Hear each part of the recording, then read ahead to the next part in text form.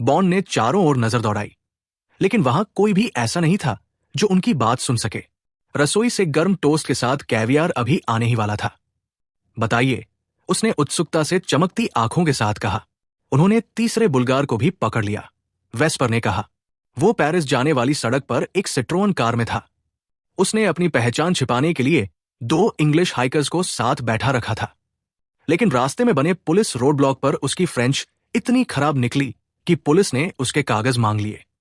उसने तुरंत बंदूक निकालकर मोटरसाइकिल गश्ती दल के एक पुलिस वाले को गोली मार दी, लेकिन दूसरे पुलिस वाले ने किसी तरह उसे काबू कर लिया और उसे आत्महत्या करने से भी रोक दिया। फिर उसे रूएन ले जाया गया, जहां उससे जानकारी निकलवाई गई, शायद उसी पारंपरिक फ्रेंच तरीके से। उसने वोडका का एक घूंट लिया। असल में वे लोग फ्रांस में छिपाकर रखे गए एक गुप्त गिरोह का हिस्सा थे। जरूरत पड़ने पर उन्हें तोड़फोड़, हत्या या ऐसे ही दूसरे कामों के लिए इस्तेमाल किया जाता था। माथीस के लोग अब उस पूरे नेटवर्क को पकड़ने की कोशिश कर रहे हैं। उन्हें तुम्हें मारने के लिए 20 लाख फ्रैंक्स मिलने वाले थे।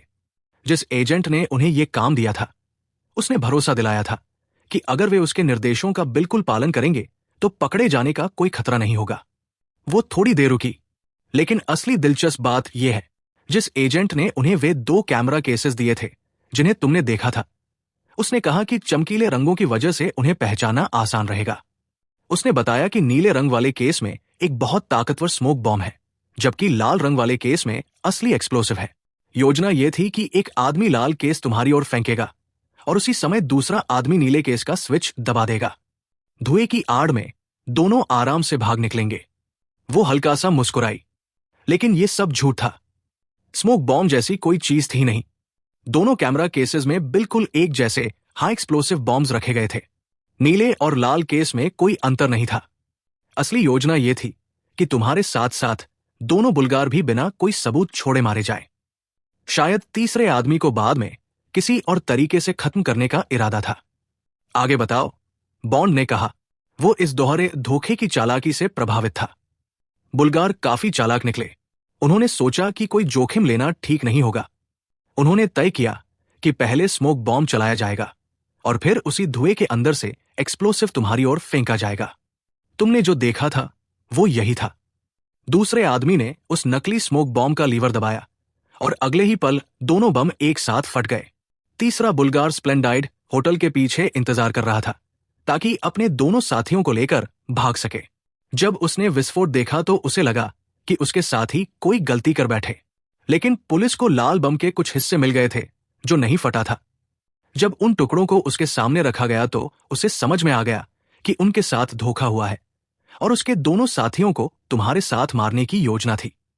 तब उसने सब कुछ बताना शुरू कर दिया। शायद अभी भी बता ही रहा होगा, लेकिन इस पूरी घटना को ले चिफर से जोड़ने वाला कोई सबूत नहीं मिला। उन्हें यह काम किसी बिचौलिए ने दिया था, शायद ले चिफर के किसी गार्ड ने। इसलिए जो आदमी जिंदा बचा उसके लिए ले चिफर नाम का कोई मतलब ही नहीं था। इतने में वेटर कैवियार, गर्म टोस्ट और बारीक कटी हुई प्याज तथा उबले अंडे की सफेदी और जर्दी से भरी छोटी छोटी प्लेटें लेकर आ गए। उन्होंने दोनों की प्लेटों में भरपूर कैवियार परोसा और कुछ देर तक दोनों चुपचाप खाते रहे। कुछ समय बाद बॉन्ड बोला, मरे हुए आदमी की जगह उसके हत्यारों का मर जाना सचमुच संतोष देने वाली बात है। उनके लिए तो सच में वही हुआ जिसे कहते हैं अपने ही जाल में फंस जाना। माथीस आज की सफलता से बहुत खुश होगा। 24 घंटे के अंदर विरोधी पक्ष के 5 लोग रास्ते से हट गए।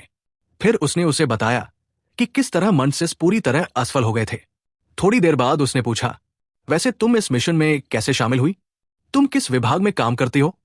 मैं हेड ऑफ एस की पर्सनल असिस्टेंट हूं, वेस्पर ने जवाब दिया। यह पूरा ऑपरेशन उन्हीं की योजना थी, इसलिए वे चाहते थे कि उनके विभाग का भी इसमें योगदान हो। उन्होंने एम से पूछा कि क्या मैं तुम्हारे साथ जा सकती हूं। काम सिर्फ संपर्क बनाए रखने का लग रहा था, इसलिए एम मान गए।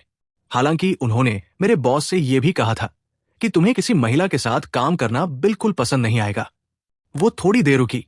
बॉन्ड कुछ नहीं बोला, इसलिए वो आगे कहने लगी, मुझे पेरिस में माथीस से मिलना था और फिर उसके साथ यहां आना था।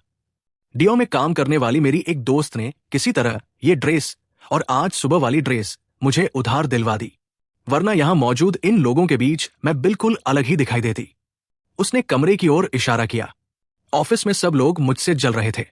उन्हें यह तो नहीं पता था कि मिशन क्या है, लेकिन इतना जरूर पता था कि मुझे एक 00 एजेंट के साथ काम करना है। हमारे लिए तो तुम लोग हीरो जैसे हो। मैं तो बहुत उत्साहित थी। बॉन्ड का चेहरा गंभीर हो गया। 00 नंबर हासिल करना मुश्किल नहीं है, अगर तुम लोगों को मारने के लिए तैयार हो, उसने शांत स्वर में कहा। बस यही उसकी असली कीमत है। इसमें गर्व करने जैसी कोई बात नहीं। मुझे ये नंबर इसलिए मिला क्योंकि मैंने न्यूयॉर्क में एक जापानीज साइफर एक्सपर्ट और स्टॉकहोम में एक नॉर्वेजियन डबल एजेंट को मारा था। शायद वे दोनों अच्छे इंसान रहे होंगे, लेकिन दुनिया की आंधी में वे भी उसी तरह बह गए जैसे टीटो ने उस यूगोस्लव को मरवा दिया था। यह पेशा बहुत उलझा हुआ है, लेकिन जब यही काम हो तो आदेश मानने पड़ते हैं। फिर उसने हल्का सा विषय बदलते हुए पूछा, वैसे कैवियर के साथ कसा हुआ उबला अंडा कैसा लग रहा है? वेस्पर मुस्कुराई। कमाल का स्वाद है। मुझे ये डिनर बहुत पसंद आ रहा है। अफसोस बस इतना है कि वो अचानक रुक गई।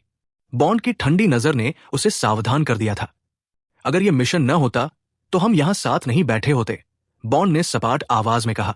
उसी पल उसे महसूस हुआ कि यह डिनर और उनकी बातचीत जरूरत से ज्यादा व्यक्तिगत हो गई थी। उसे लगा कि उसने बहुत कुछ कह दिया है और उनका केवल पेशेवर रिश्ता अब उलझने लगा है। अब काम की बात करते हैं, उसने पूरी तरह औपचारिक स्वर में कहा। मैं तुम्हें बताता हूं कि मैं क्या करने वाला हूं और तुम मेरी किस तरह मदद कर सकती हो। हालांकि सच कहूं तो तुम्हारे हिस्से में बहुत कम काम आएगा। फिर उसने पूरी योजना समझानी शुरू की और एक एक करके उन सभी संभावित परिस्थितियों का जिक्र किया जिनका उन्हें सामना करना पड़ सकता था। इसी बीच मेट्रे डी होटल ने दूसरे व्यंजन के परोसे जाने की व्यवस्था कराई। स्वादिष्ट भोजन खाते हुए भी बॉन्ड अपनी योजना समझाता रहा। वेस्पर अब पूरी तरह शांत थी। वो ध्यान से उसकी हर बात सुन रही थी, लेकिन उसके भीतर निराशा भर चुकी थी।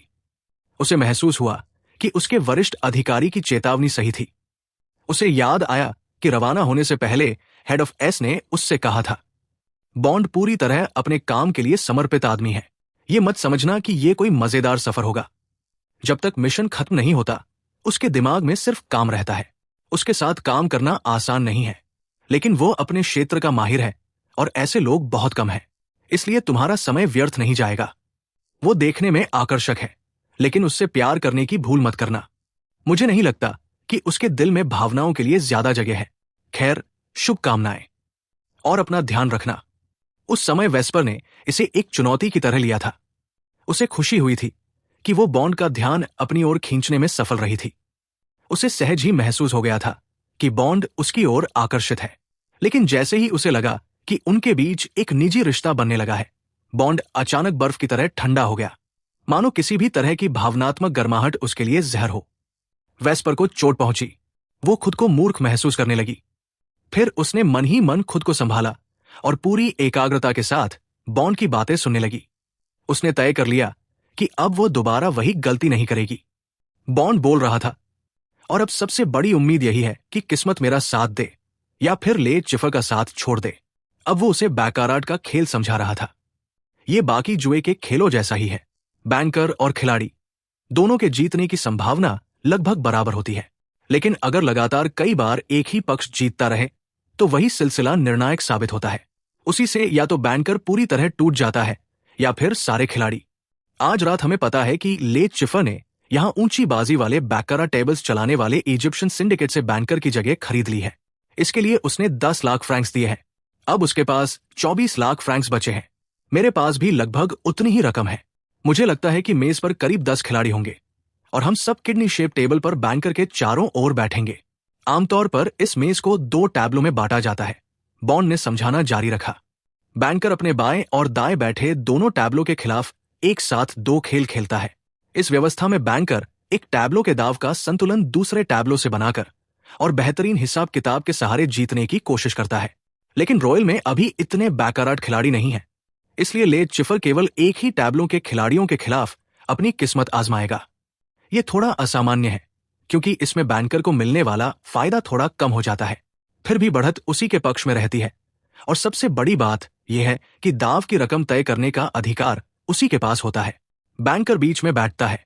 उसके साथ एक क्रूपियर होता है जो कार्ड संभालता है और हर बैंक की रकम की घोषणा करता है। एक शेफ दे पार्टी भी होता है जो पूरे खेल की निगरानी करता है और जरूरत पड़ने पर फैसला सुनाता है। मैं कोशिश करूंगा कि ले चिफर के ठीक सामने वाली सीट मिल जाए। उसके सामने एक शू रखा होगा जिसमें 6 गड्डियों के अच्छी तरह फेंटे गए कार्ड होंगे। उस शू से कोई छेड़छाड़ करना लगभग नामुमकिन है। कार्ड क्रूपियर फेंटता है, फिर खिलाड़ियों में से कोई उन्हें काटता है और सबकी आंखों के सामने शू में रखा जाता है। हमने वहां के पूरे स्टाफ की जांच कर ली है, सब भरोसेमंद है। कार्डों पर गुप्त निशान बनाना उपयोगी तो हो सकता है, लेकिन लगभग असंभव है। ऐसा करने के लिए कम से कम क्रूपियर की मिलीभगत चाहिए होगी। फिर भी हम उस पर नजर रखेंगे। बॉन्ड ने शैंपेन का एक घूंट लिया और आगे बोला, अब खेल इस तरह शुरू होता है। बैंकर 5 लाख फ्रैंक्स का शुरुआती बैंक घोषित करता है, जो आज की कीमत के हिसाब से लगभग 500 पाउंड्स के बराबर है। बैंकर के दाईं ओर से सीटों को नंबर दिया जाता है। सबसे पास बैठा खिलाड़ी नंबर 1 कहलाता है। उसे पहला अधिकार होता है कि वो पूरा दाव स्वीकार करे और अपनी रकम मेज पर रख दे। अगर वो मना कर दे, चाहे रकम ज्यादा होने के कारण या अपनी इच्छा से, तो ये अधिकार नंबर 2 को मिलता है, फिर नंबर 3 को, और इसी तरह पूरी मेज पर क्रम चलता है। अगर कोई एक खिलाड़ी पूरी रकम नहीं लगाता तो दाव पूरी मेज के लिए खोल दिया जाता है। तब सभी खिलाड़ी अपनी अपनी हिस्सेदारी डालते हैं। कई बार तो मेज के आसपास खड़े दर्शक भी पैसे लगाते हैं, जब तक कि पूरे 5 लाख फ्रैंक्स पूरे न हो जाए। 5 लाख फ्रैंक्स का दाव तो तुरंत कोई न कोई स्वीकार कर लेता है, लेकिन जब रकम बढ़कर 10 या 20 लाख फ्रैंक्स हो जाती है, तब अक्सर एक अकेला खिलाड़ी उसे नहीं ले पाता। कभी कभी कई खिलाड़ियों को मिलकर वो दाव उठाना पड़ता है, खासकर तब जब बैंकर लगातार जीत रहा हो। जहां तक मेरी बात है, मैं हर मौके पर ले चिफर के बैंक को चुनौती दूंगा। मैं लगातार उसके खिलाफ खेलूंगा, जब तक या तो उसका बैंक टूट न जाए या फिर मेरा पैसा खत्म न हो जाए। इसमें समय लग सकता है, लेकिन आखिरकार हम दोनों में से एक दूसरे को जरूर हरा देगा।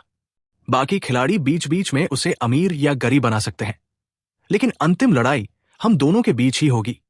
बैंकर होने के कारण उसे खेल में थोड़ा सा फायदा मिलता है, लेकिन अगर उसे यह महसूस हो जाए कि मैं सिर्फ उसी को निशाना बना रहा हूं और उसे मेरी कुल पूंजी का अंदाजा भी न हो, तो ये बात उसके दिमाग पर दबाव डालेगी। मेरी उम्मीद है कि शुरुआत में हमारी ताकत लगभग बराबर होगी। इतने में वेटर स्ट्रॉबेरी और एवोकाडो पैर लेकर आ गए। कुछ देर तक दोनों चुपचाप खाते रहे। फिर कॉफी आने पर उन्होंने दूसरी बातों पर चर्चा की। दोनों ने सिगरेट पी, लेकिन न तो किसी ने ब्रांडी पी और न ही कोई लिकर। आखिर में बॉन्ड ने सोचा कि अब खेल के असली नियम समझाने का समय आ गया है। यह खेल बहुत आसान है, उसने कहा। अगर तुमने कभी विंग टैटन खेला है तो इसे तुरंत समझ जाओगी। उस खेल में मकसद बैंकर से ऐसे कार्ड लेना होता है जिनका कुल जोड़ 21 के जितना करीब हो सके और बैंकर के जोड़ से बेहतर हो। बैकराट में मुझे 2 कार्ड मिलते हैं और बैंकर को भी 2 कार्ड मिलते हैं। अगर किसी की सीधी जीत नहीं होती तो हम दोनों में से कोई या दोनों एक एक अतिरिक्त कार्ड ले सकते हैं। लक्ष्य यह होता है कि 2 या 3 कार्डों का कुल योग 9 के जितना करीब हो सके। कॉर्ड कार्ड्स और 10 की कोई कीमत नहीं होती। एस की कीमत 1 होती है और बाकी सभी कार्ड अपनी संख्या के बराबर गिने जाते हैं, लेकिन सिर्फ आखिरी अंक मायने रखता है। उदाहरण के लिए, अगर कुल जोड़ 16 बनता है तो उसे 6 माना जाएगा, यानी 9 और 7 मिलकर 16 नहीं बल्कि 6 गिने जाएंगे। जिस खिलाड़ी का अंक 9 के सबसे करीब होता है वही जीतता है। अगर दोनों का अंक बराबर हो जाए तो खेल दोबारा खेला जाता है। वेस्पर ध्यान से सुन रही थी, लेकिन साथ ही वो बॉन्ड के चेहरे पर खेल के प्रति दिखाई देने वाले गहरे जुनून को भी देख रही थी। बॉन्ड आगे बोला, जब बैंकर मुझे 2 कार्ड देता है और उनका जोड़ 8 या 9 निकलता है तो उसे नेचुरल कहते हैं। मैं तुरंत अपने कार्ड खोल देता हूं और जीत जाता हूं, जब तक कि बैंकर के पास भी उतना ही अच्छा या उससे बेहतर नेचुरल न हो। अगर मेरे पास नेचुरल नहीं है तो 7 या 6 पर मैं रुक सकता हूं। 5 आने पर कभी कार्ड मांग सकता हूं और कभी नहीं, लेकिन अगर मेरा अंक 5 से कम हो तो मैं निश्चित रूप से तीसरा कार्ड लूंगा। 5 इस खेल का सबसे महत्वपूर्ण अंक है। संभावनाओं के हिसाब से 5 पर कार्ड लेने और न लेने दोनों के परिणाम बराबर माने जाते हैं। जब तक मैं तीसरा कार्ड नहीं मांगता या मेज पर हल्की थपकी देकर यह संकेत नहीं देता कि मैं अपने वर्तमान कार्डों पर ही रुक रहा हूं, तब तक बैंकर अपने कार्ड नहीं देख सकता। अगर उसके पास नेचुरल हो तो वो तुरंत कार्ड खोलकर जीत जाता है। अगर उसके पास नेचुरल नहीं है तो उसे भी वही फैसला करना पड़ता है जो मुझे करना पड़ा था, लेकिन उसे एक छोटा सा फायदा मिलता है। अगर मैंने कार्ड नहीं लिया तो वो समझ जाएगा कि मेरे पास 5, 6 या 7 है। अगर मैंने तीसरा कार्ड लिया तो उसे पता होगा कि मेरे पास 6 से कम अंक थे और वो ये भी देख सकता है कि मुझे कौन सा कार्ड मिला, क्योंकि वो कार्ड खुला हुआ दिया जाता है। उस कार्ड और संभावनाओं को देखकर वो बेहतर अंदाजा लगा सकता है कि उसे तीसरा कार्ड लेना चाहिए या नहीं। यही वजह है कि बैंकर को मुझ पर हल्की सी बढ़त मिलती है। लेकिन इस खेल का सबसे कठिन सवाल हमेशा यही रहता है, अगर हाथ में 5 हो तो कार्ड लिया जाए या नहीं, और सामने वाला खिलाड़ी 5 आने पर क्या करेगा। कुछ खिलाड़ी हमेशा कार्ड लेते हैं, कुछ कभी नहीं लेते, लेकिन मैं अपना फैसला अपने इंट्यूशन पर छोड़ता हूं।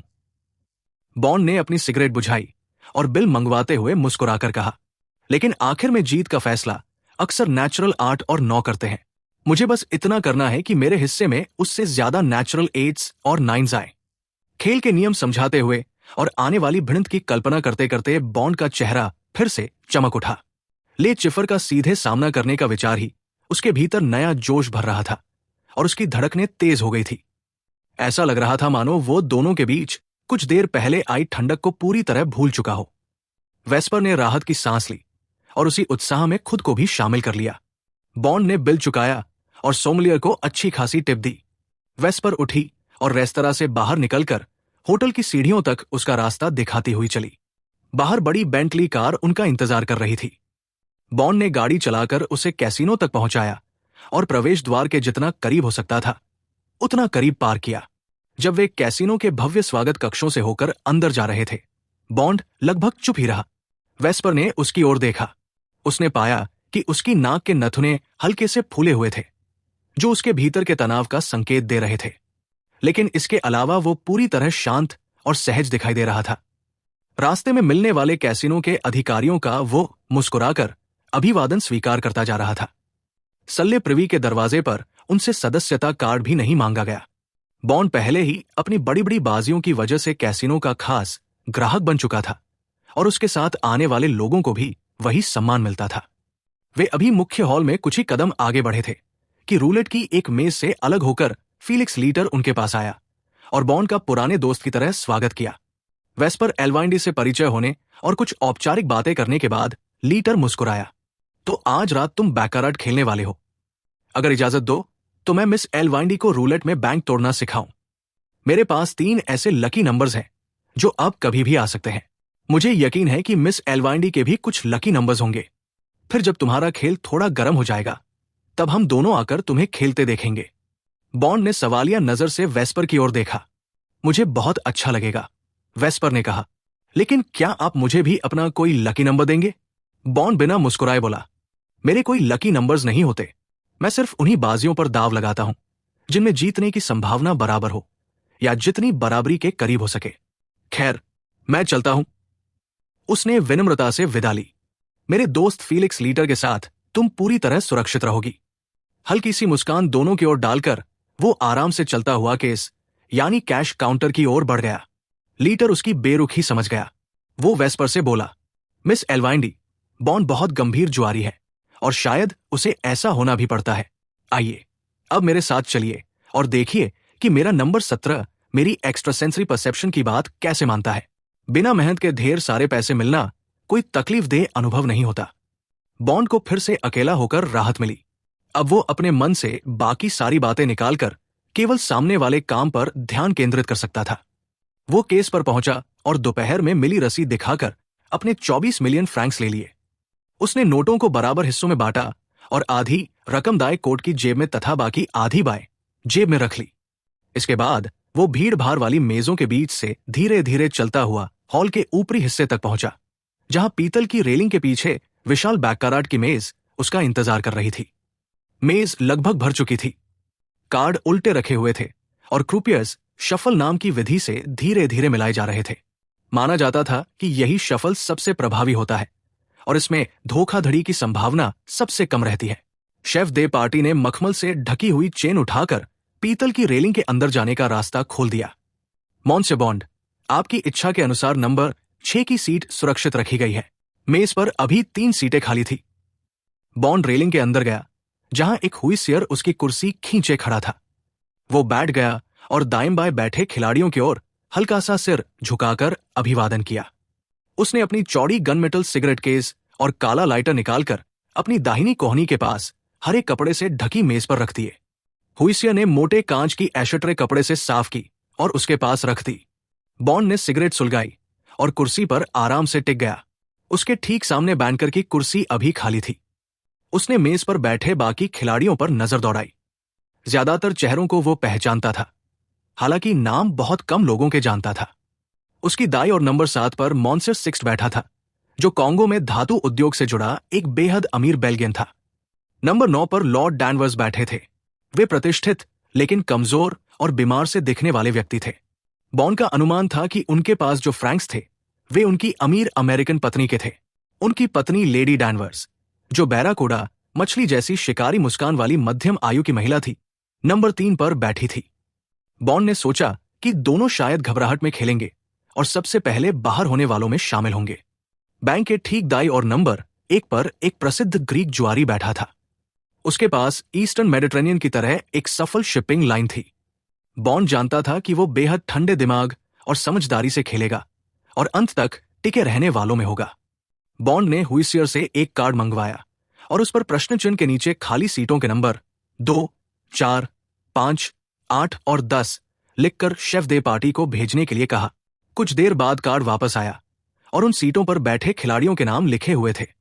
नंबर 2 अभी खाली था। वहां बैठने वाली थी कार्मेल डिलेन, प्रसिद्ध अमेरिकन फिल्म अभिनेत्री। 3 पतियों से मिली भारी भरकम एलिमोनी उसके पास थी और बॉन्ड का अनुमान था कि रॉयल में उसका वर्तमान साथी भी उस पर खूब पैसा खर्च कर रहा होगा। उसका स्वभाव बेहद उत्साही था, इसलिए वो पूरे जोश और आत्मविश्वास के साथ खेलेगी। अगर किस्मत ने साथ दिया तो वो लंबी जीत की लय पकड़ सकती थी। नंबर 3 पर लेडी डैनवर्स थी। नंबर 4 और नंबर 5 पर मिस्टर ड्यूपॉन्ट और मिसेस ड्यूपॉन्ट बैठे थे। वे बहुत अमीर लग रहे थे और संभव था कि उनका संबंध वास्तव में प्रसिद्ध ड्यूपॉन्ट परिवार से हो। बॉन्ड ने अनुमान लगाया कि वे लंबे समय तक खेलेंगे। दोनों के चेहरे पर व्यावसायिक आत्मविश्वास झलक रहा था। वे आपस में सहजता और खुशी से बातें कर रहे थे, मानो इस तरह के बड़े खेल उनके लिए बिल्कुल सामान्य हो। बॉन्ड खुश था कि वे उसके पास बैठे थे, खासकर मिसेस ड्यूपॉन्ट, जो उसके बिल्कुल बगल में थी। अगर कभी बहुत बड़ी बाजी सामने आई तो वो उनके या अपने दाई ओर बैठे मॉन्सेस सिक्स के साथ मिलकर उसे स्वीकार कर सकता था। नंबर 8 पर भारत की एक छोटी सी रियासत के महाराजा बैठे थे। शायद वे युद्ध के समय बचाई गई अपनी स्टर्लिंग रकम लेकर आए थे। बॉन्ड के अनुभव के अनुसार ज्यादातर एशियन खिलाड़ी बहुत साहसी जुआरी नहीं होते। यहां तक कि जिन चाइनीज खिलाड़ियों की बहुत तारीफ की जाती है, वे भी लगातार हार मिलने पर जल्दी हिम्मत खो देते हैं। फिर भी उसे लगा कि महाराजा खेल में टिके रहेंगे और अगर धीरे धीरे नुकसान हुआ तो भारी रकम भी सह लेंगे। नंबर 10 पर एक समृद्ध दिखने वाला युवा इटालियन सिग्नो टोमेली बैठा था। संभवतः मिलन की ऊंची किराएदारी से उसने खूब पैसा कमाया था। बॉन्ड को लगा कि वह जोश में आकर लापरवाही से खेलेगा। संभव है कि हारने पर अपना आपा खो बैठे और कोई हंगामा भी कर दे। बॉन्ड अभी खिलाड़ियों का यह छोटा सा मानसिक मूल्यांकन पूरा ही कर रहा था कि तभी ले चिफर बड़ी मछली जैसी शांत और बेहद नियंत्रित चाल से पीतल की रेलिंग के अंदर आया। उसने पूरी मेज की ओर ठंडी मुस्कान से स्वागत किया और सीधे बॉन्ड के सामने बैंकर की कुर्सी पर बैठ गया। बिना किसी अतिरिक्त हरकत के उसने क्रूपियर द्वारा रखे गए मोटे कार्डों के ढेर को अपनी छोटी लेकिन मजबूत हथेलियों के बीच बिल्कुल बीच से काट दिया। फिर क्रूपियर ने एक ही सटीक और तेज हरकत में 6 गड्डियों को धातु और लकड़ी के बने शू में जमा दिया। ले चिफर ने धीरे से क्रूपियर से कुछ कहा। क्रूपियर ने ऊंची आवाज में घोषणा की, मेसियर, मेसडेम्स, लेस जियक्स सॉन्टफेस, अन बैंक को दे सियांक्यू सेंट मिल। नंबर 1 पर बैठे ग्रीक खिलाड़ी ने अपने सामने रखी 1 लाख फ्रैंक्स वाली मोटी प्लाक्स की ढेरी के सामने मेज पर हल्की सी थपकी दी। ले बैंको ईएस्टिफे। ले चिफर झुककर शू के ऊपर आया। उसने कार्डों को सही जगह बैठाने के लिए शू पर हल्की लेकिन सोच समझकर एक थपकी दी। सबसे ऊपर का कार्ड अपनी हल्की गुलाबी अर्धगोलाकार किनारी के साथ एल्यूमिनियम के मुंह से थोड़ा बाहर दिखाई दे रहा था। ले चिफर ने अपनी मोटी सफेद तर्जनी से उस गुलाबी किनारे को हल्के से दबाया और पहला कार्ड धीरे धीरे निकालकर लगभग 6 इंच दूर अपनी दाईं और बैठे ग्रीक खिलाड़ी की ओर सरका दिया। फिर उसने अपने लिए एक कार्ड निकाला, फिर दूसरा कार्ड ग्रीक के लिए और उसके बाद दूसरा कार्ड अपने लिए। इसके बाद वो बिल्कुल स्थिर बैठ गया। उसने अपने कार्डों को हाथ तक नहीं लगाया, बस अपनी नजर ग्रीक खिलाड़ी के चेहरे पर टिकाए रखी। उधर क्रूपियर ने अपनी चपटी लकड़ी की लंबी स्पैचुला, जो किसी राजमिस्त्री की तगारी जैसी दिखती थी, से ग्रीक के दोनों कार्ड बड़ी नजाकत से उठाए और एक तेज लेकिन सधी हुई हरकत से उन्हें कुछ इंच और उसकी ओर सरका दिया। अब वे दोनों कार्ड ग्रीक के सामने रखे थे और उसकी सफेद रोएदार हथेलियां उनके ठीक पीछे ऐसे स्थिर पड़ी थी जैसे मेज पर दो चौकन्ने गुलाबी केकड़े बैठे हों। दोनों गुलाबी केकड़ों जैसी हथेलियां एक साथ आगे बढ़ी। ग्रीक खिलाड़ी ने दोनों कार्ड अपनी चौड़ी बाएं हथेली में समेट लिए और सावधानी से सिर झुकाया ताकि अपनी मुड़ी हुई हथेली की छाया में वह दोनों कार्डों के निचले किनारे पर लिखी हुई कीमत देख सके। फिर उसने धीरे धीरे अपने दाएं हाथ की तर्जनी अंदर सरकाई और नीचे वाले कार्ड को थोड़ा सा एक ओर खिसकाया, जिससे ऊपर वाले कार्ड की कीमत भी हल्की सी दिखाई देने लगी। उसके चेहरे पर जरा सा भी भाव नहीं था। कुछ क्षण बाद उसने अपनी बाई हथेली मेज पर फैला दी और फिर वापस खींच ली। दोनों गुलाबी कार्ड वैसे ही उल्टे पड़े रहे। उनका रहस्य अब भी छिपा हुआ था। फिर उसने सिर उठाकर सीधे ले चिफर की आंखों में देखा। नॉन, ग्रीक ने सपाट आवाज में कहा। उसके तीसरा कार्ड न लेने के फैसले से साफ था कि उसके पास 5, 6 या 7 में से कोई अंक था। अब पक्की जीत के लिए लेट चिफर के पास 8 या 9 होना जरूरी था। अगर उसके पास इनमें से कोई भी अंक न होता तो उसे भी तीसरा कार्ड लेने का अधिकार था, जो उसकी स्थिति बेहतर भी कर सकता था और बिगाड़ भी सकता था।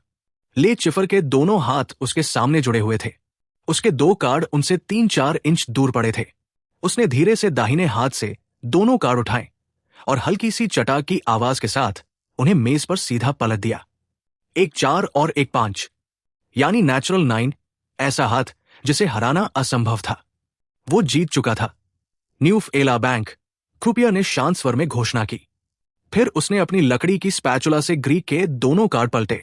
एट ले सितंबर, उसने बिना किसी भावना के साथ और क्वीन वाले उन मृत कार्डों को सावधानी से उठाया और अपनी कुर्सी के पास मेज में बने चौड़े छेद से नीचे सरका दिया। वो छेद नीचे लगे धातु के बड़े डिब्बे तक जाता था, जहां खेले जा चुके सभी कार्ड डाल दिए जाते थे। कुछ क्षण बाद ले चिफर के दोनों कार्ड भी हल्की सी खनखनाहट के साथ उसी डिब्बे में जा गिरे।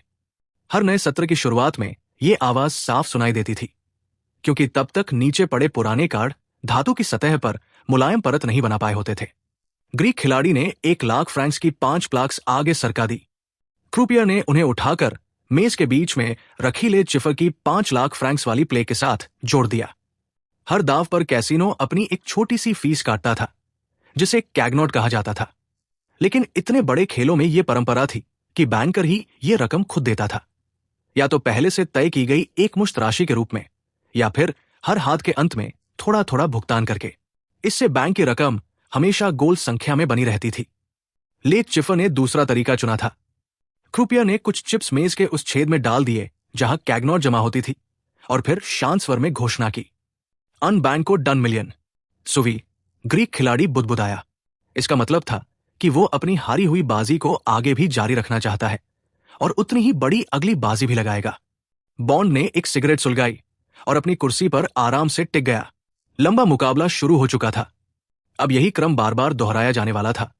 वही हरकतें, वही धीमी घोषणाएं और वही शांत वातावरण, जब तक कि अंत न आ जाए और खिलाड़ी एक एक करके उठकर चले न जाए। उसके बाद वे रहस्यमयी कार्ड या तो जला दिए जाते या उन पर ऐसे निशान बना दिए जाते कि उनका दोबारा इस्तेमाल न हो सके।